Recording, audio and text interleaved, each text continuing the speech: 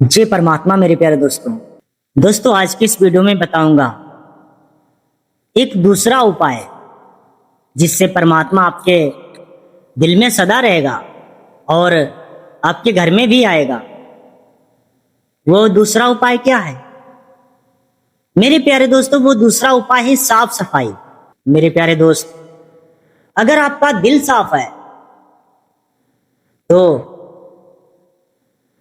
ये भी अच्छा है। अगर आपका तन साफ नहीं है, आपकी इंद्रियां साफ नहीं है, इंद्रियों में गंदगी भरी है, तो भी परमात्मा को मिलना बड़ा मुश्किल है।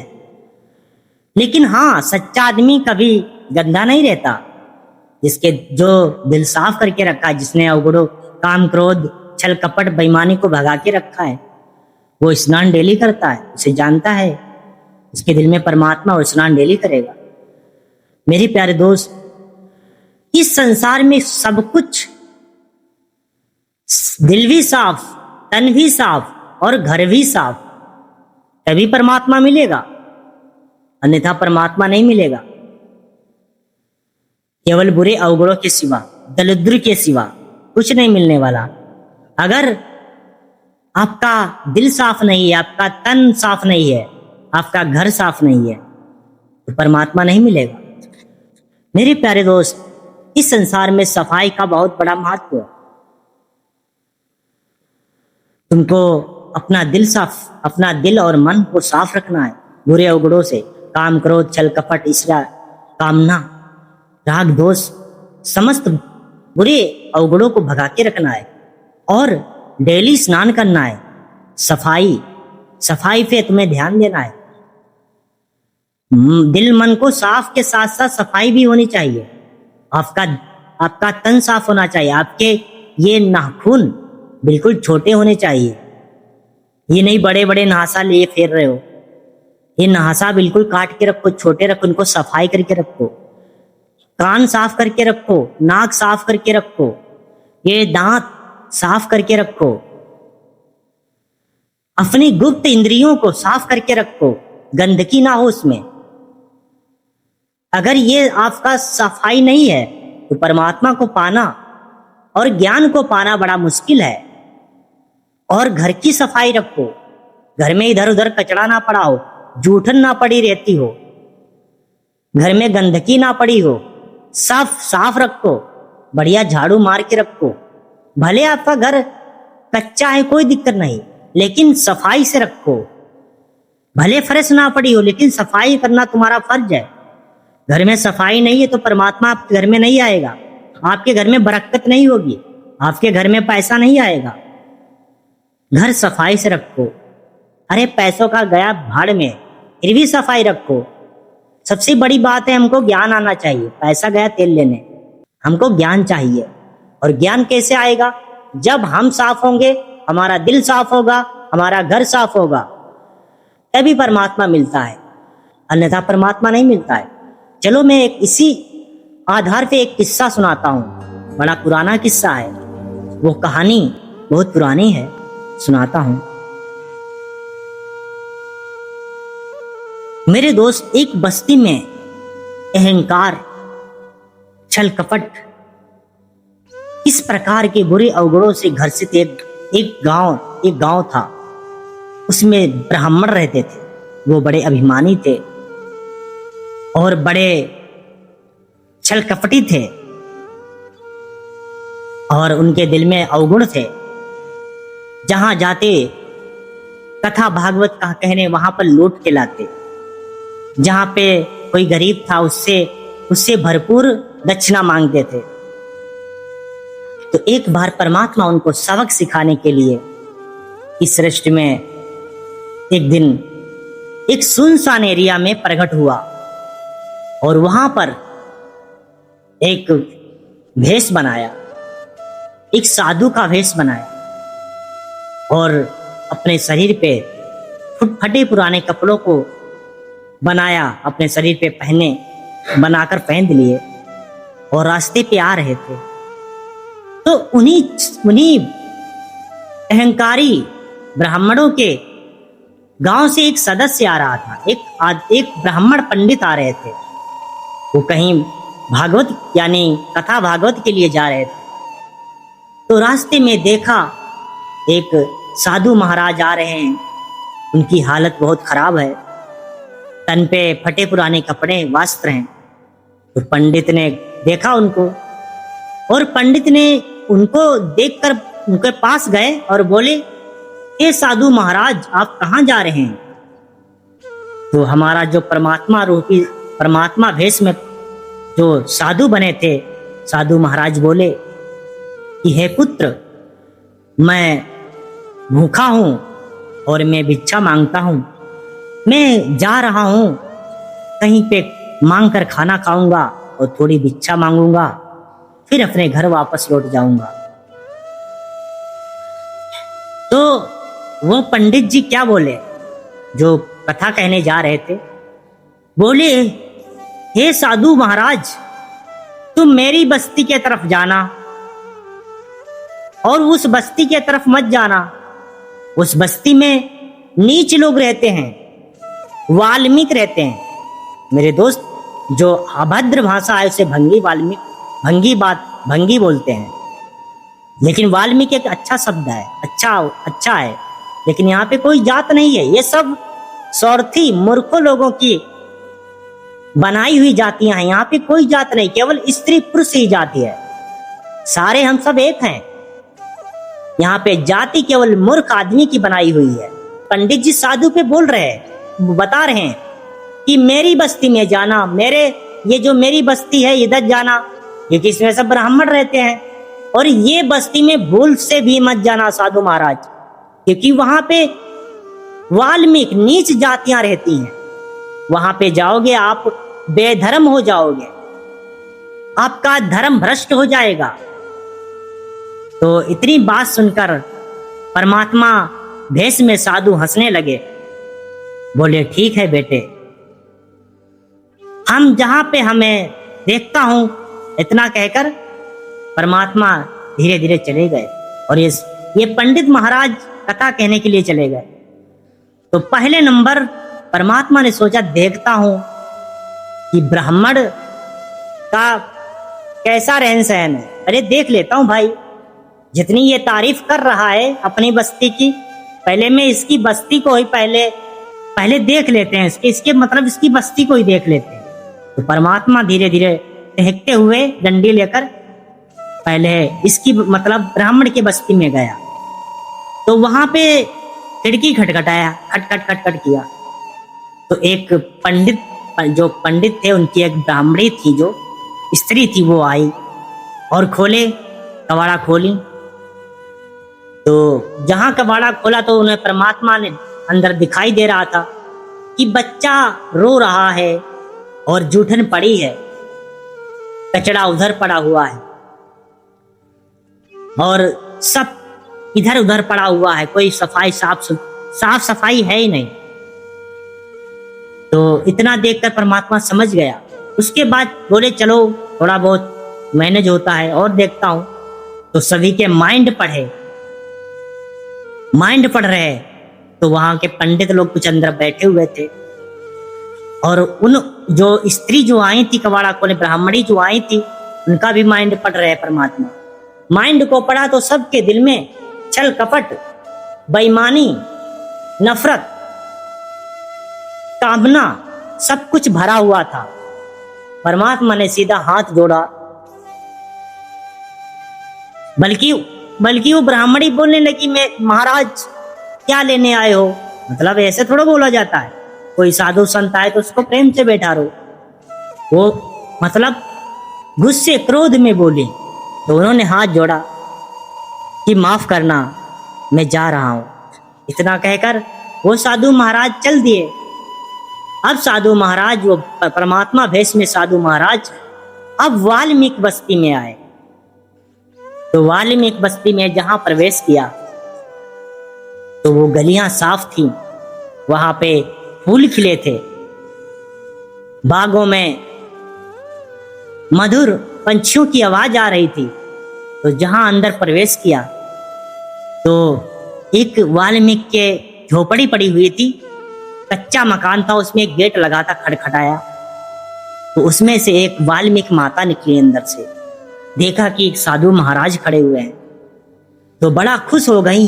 बड़ा मन में इतनी खुशी आ गई कि मेरे दरवाजे पर आज एक ब्राह्मण आए हैं, ब्राह्मण देवता आए हैं, हमारे दरवाजे पे भगवान आए हैं। तो वो फटाफट एक नई चारपाई, जहां जो बिनी पड़ी हुई थी, उस पे कोई लेटा नहीं था, उसको उठवा के मंगाया, फटाफट उठाकर मंगवाया कि जल्दी जल्दी डालो।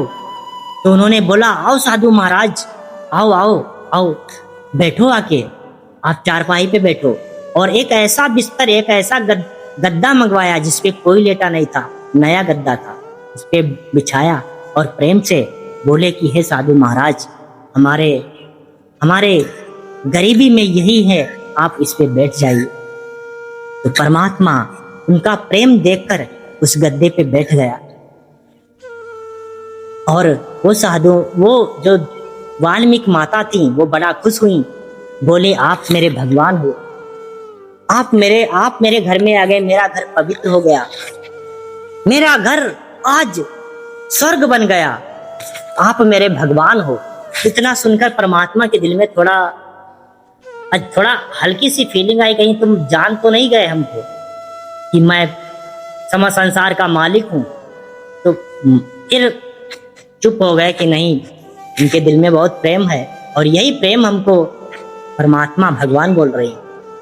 बोले, तब इतना सुनकर परमात्मा बोला कि हे माते, हमको भूख लगी है, खाना खिलाइए।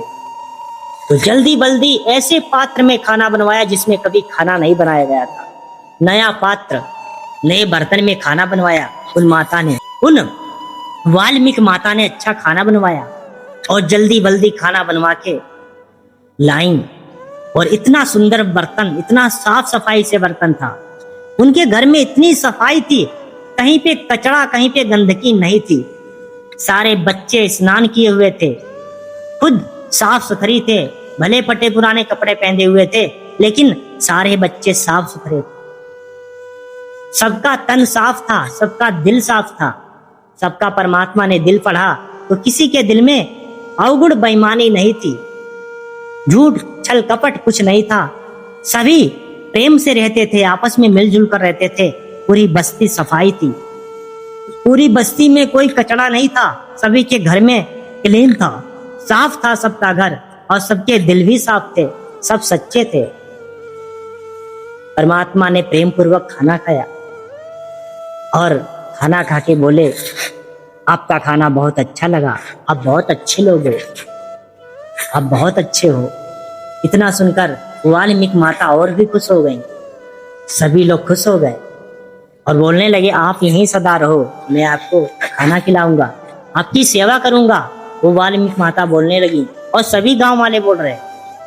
लेकिन वो परमात्मा भेष में साधु बोले कि मैं रुकता, लेकिन हमें जरूरी काम है, इसलिए हमें जाना पड़ेगा, अब मैं चलता हूँ। अच्छा, तब इतना जहां सुना तो जो वाल्मीकि माता थी फटाफट गई, बोले अभी जाओ साधु महाराज, थोड़ा मेरे तरफ से थोड़ी खुराक डाल लो। अच्छा, मैं गरीब हूं लेकिन आपको थोड़ी खुराक डाल लो।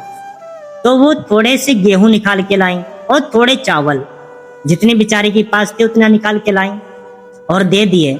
बोले, हे महाराज, हे साधु महाराज, आप ये चावल रख लीजिए, आप ये गेहूं रख लीजिए, थोड़ा दिन अपना गुजारा कर लेना, क्योंकि मैं गरीब हूं, मेरे पास इसके सिवा देने के लिए मेरे पास कुछ नहीं है। काश मैं अमीर होती तो मैं आपको बहुत ज्यादा धन देती, बहुत ज्यादा आपको अनाज देती, लेकिन क्या करूं, मैं गरीब हूं। तो उन्होंने गेहूं दिया और चावल दिए। तो परमात्मा ने क्या किया, उसमें से थोड़े थोड़े चावल निकाल के एक पोटरी में बांध कर दे दिए। बोले ये अपने घर में रख लो। तब वो वाल्मीकि माता बोली, ये क्यों दे रहे हो, आप सब लेकर जाओ। नहीं, वो महाराज बोले, साधु महाराज बोले, नहीं, ये आप रख लो, मेरी तरफ से रख लो, इतना काफी है, इतना मुझे दे दिया आपने, काफी है, लेकिन इतना रख लो। चलो, वो मान गई बेचारी और जाके रख लिए, दोनों पोटरी रख ली। और इधर साधु महाराज चल दिए। और सब जब चले तो सभी ने स्वागत किया और सभी ने हाथ जोड़कर विनती किया कि हे साधु महाराज, फिर आना मेरे घर और फिर मुझे अपनी सेवा का अवसर प्रदान करना। तो वो बोले कि हाँ मैं आऊंगा। तो साधु महाराज चल दिए और कुछ दिन व्यतीत हुए। जो वो चावल वापस किए थे परमात्मा ने, वो साधु ने, जो परमात्मा रूपी जो साधु बनकर गए, साधु बने थे, उन्होंने जो चावल दिए थे, गेहूं दिए थे वाल्मीकि माता को, तो वो 3 दिन बाद देखा तो उसमें सोने चांदी के सिक्के बन गए। एक पोटरी में ढेर सारा पैसा बन गया, एक पोटरी में हीरे मोती सोने चांदी के सिक्के बन गए। अब वो रोने लगी, बोली मेरे घर में मालिक आया था, मेरे घर में परमात्मा आया था और मैं ऐसे ही जाने दिया, मैं उनकी सही से सेवा भी नहीं कर पाई। अब वो पश्चाताप में रोने लगी। वो सारे जो सोने चांदी के सिक्के थे सारे बिखरा दिए, फेंक दिए, इधर उधर फेंक दिए। बोले हमें ये नहीं चाहिए, हे मालिक, हे प्रभु, मुझे ये देकर चले गए आप कम से कम हमें बता, आपने अपना रूप दिखाया होता, मैं आपके साथ चलती, इस दुख भरे संसार से मैं आपके साथ चली चलती, मैं आपकी सदा सेवा करती। लेकिन आप मुझे सोना चांदी देकर गए जिसकी हमें भूख नहीं है। तो वहां के जो लोगों ने थे समझाया, बोला परमात्मा हमको हमारी गरीबी को तरस खाकर हमें दिया है, हमें स्वीकार करना चाहिए, हमें इन पैसों को फेंकना नहीं चाहिए, इन्हें हमें अपनी गरीबी में लगाना चाहिए। तो उन्होंने एक अच्छा घर बनवाया, एक महल बनवाया, सभी को बांटा पैसा, सभी वो पूरा बस्ती एक अमीर बन गया, पैसा हो गया, सभी के पास खेत, सभी लोग करने लगे किसान मतलब अच्छे फसलें करने लगे, बढ़िया बढ़िया घर बन गए। और ये बात ब्राह्मणों को पता चली कि यार ये नीच जात लोग इतने पैसे वाले कैसे हो गए। तो वो जो ब्राह्मण रास्ते में मिला था साधु महाराज को, जब ये खबर उसको पता चली तब उसको शक हुआ कि ये जब से साधु आया था इस गांव में और तब से गया, तब से ये लोग अमीर हो गए, ऐसा क्या हुआ। तब बहुत दिन के बाद पता चला कि वो साधु महाराज इनको पैसा देकर गए हैं बहुत सारा। तो बोला अच्छा, वो साधु महाराज मेरे बस्ती में नहीं आकर इन मूर्खों की बस्ती में, इन नीच लोगों की बस्ती में गए, चलो मिलेंगे जरूर। उन्होंने मतलब अभिमान से कहा। तो परमात्मा उनको सुधारना ही चाहते थे। तो परमात्मा फिर उन्हीं को मिले रास्ते में, साधु के भेष में मिले। वही पंडित जा रहे थे भागवत कहने। ये फटाफट गुस्से में गया उनके पास, बोला ए साधु महाराज, कहाँ तुम नीच लोगों के घर में, और तुम्हारे पे तन पे फटे कपड़े, फिर भी तुम ढोंग बना के घूम रहे हो, लोगों को पैसा बांट रहे हो, और जो बस्ती अच्छी है उसमें तुम भोजन नहीं खाते हो, वहां पैसा नहीं देते हो, और तुम उन नीच के घर में तुम पैसा सोना चांदी बांट रहे हो। कौन हो तुम, कहाँ के रहने वाले हो। इतना जहां कहा परमात्मा ने विकराल रूप बनाया।